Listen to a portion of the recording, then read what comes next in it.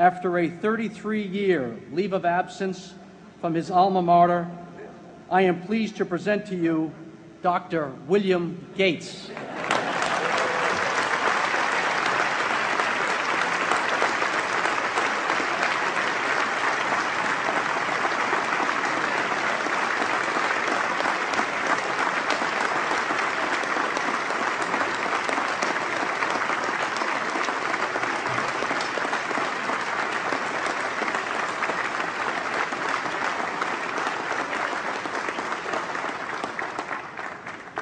Thank you.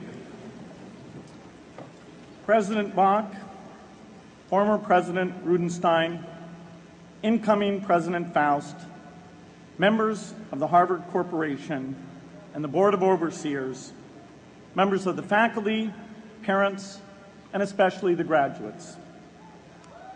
I've been waiting more than 30 years to say this. Dad, I always told you I'd come back and get my degree.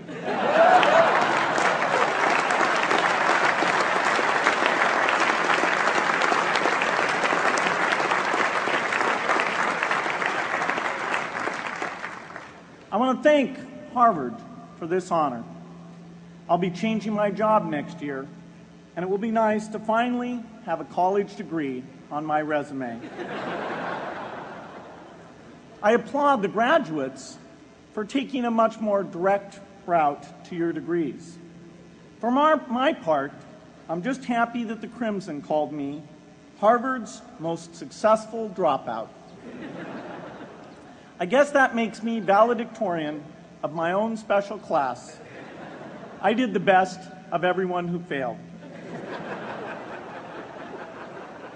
But I also want to be recognized as the guy who got Steve Ballmer to drop out of business school.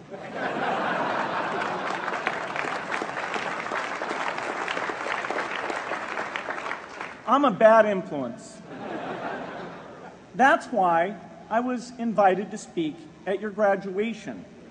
If I'd spoken at your orientation, fewer of you might be here today.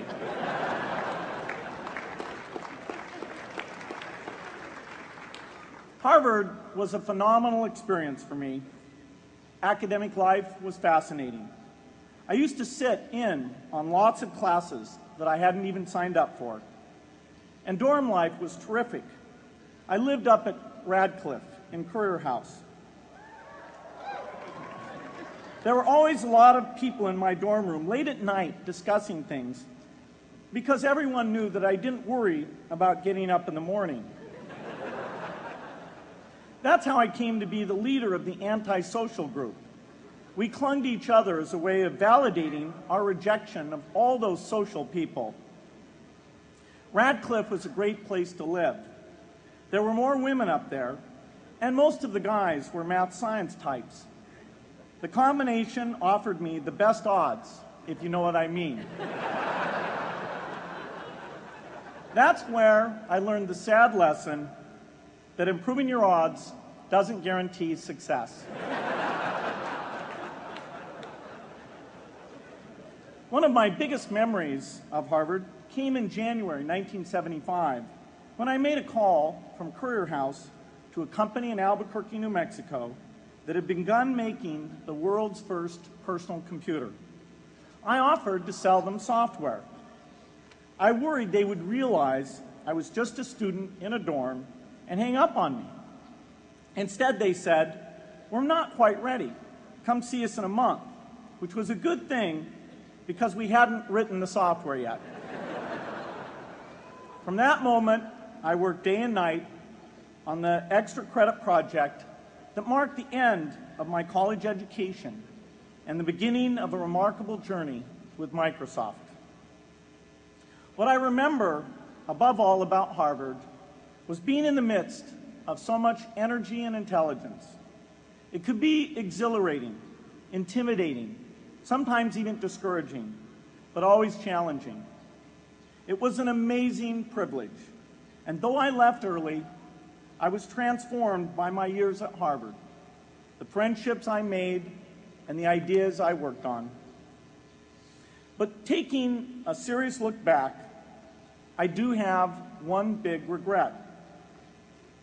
I left Harvard with no real awareness of the awful inequities in the world, the appalling disparities of health and wealth and opportunity that condemn millions of people to lives of despair.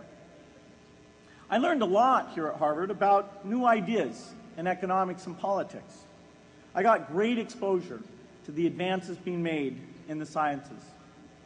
But humanity's greatest advances are not in its discoveries, but in how those discoveries are applied to reduce inequity.